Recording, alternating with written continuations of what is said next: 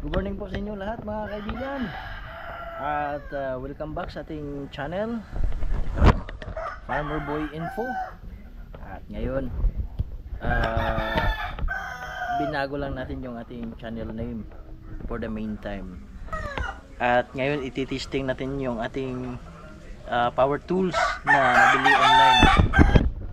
Ito yung ating aayusin, yung ating itak na palaging natatanggal dito sa kanyang handle. Kanina pa ako naggawa nito. Plano ko sana dito na lang iyan, nilagyan ko ng ni-welding ko at bubutasan ko sana dito ko sana bubutasan kaliwa at kanan para dito na lang i-screw ganyan yung forma. Kaso yung ano ko, yung electric drill ginamit pa ni Papa at ito po ay may nabitak na, kaya dito na lang nagputol ako ng GI pipe at dito ko ilagay ganyan. I-welding ko na lang mga kaibigan para diretso na. Ayan ganyan.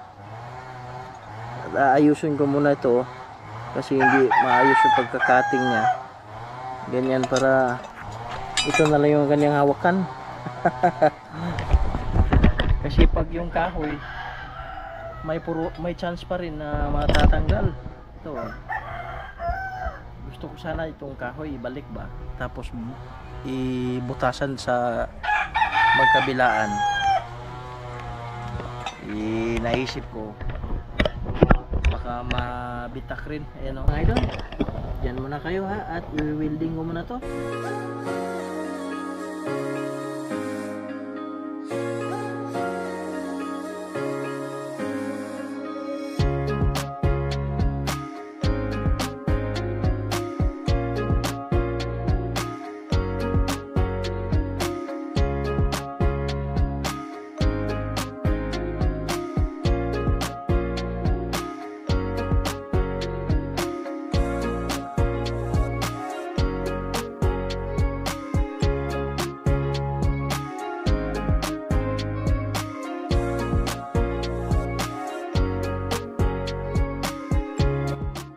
At ayan na mga idol,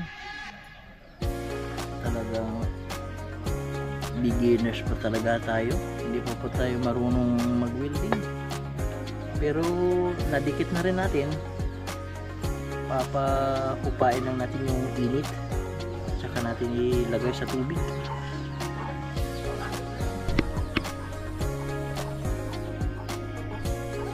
Ayan, unang DIY natin mga idol.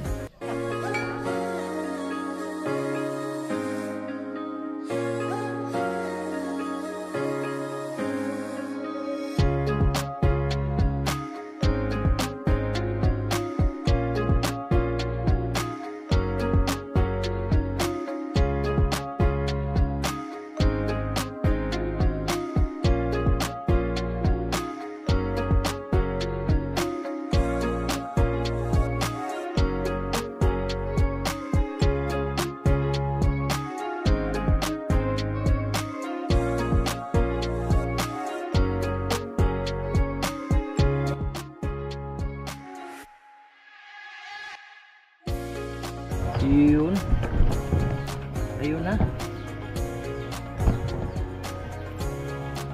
tapos na mga idol, tapos na. Ayan po yung una nating DIY, yung handle ng itak. Instead na kahoy, ito pinalitan natin ng GI pipe. Yung pagka-welding natin, ayan pangit. Okay lang yan. At least na nagawa natin, na i-repair natin. Ayan okay, magpa-practice pa tayo mga idol. Ito po, meron tong ganito kasi ito po ay canopy ng sasakyan. Luma ba? Pinutol ko. Wala akong mahanap na GI pipe na ganito kalaki, yung tama lang yung pang handle ba. Katulad nito, oh. Same size lang sila.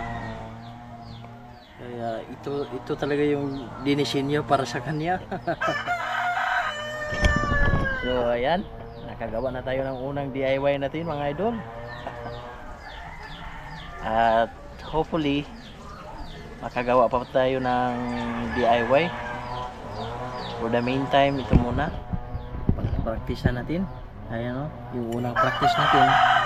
Tsaka hinasa ko na rin to gamit na yung grinder.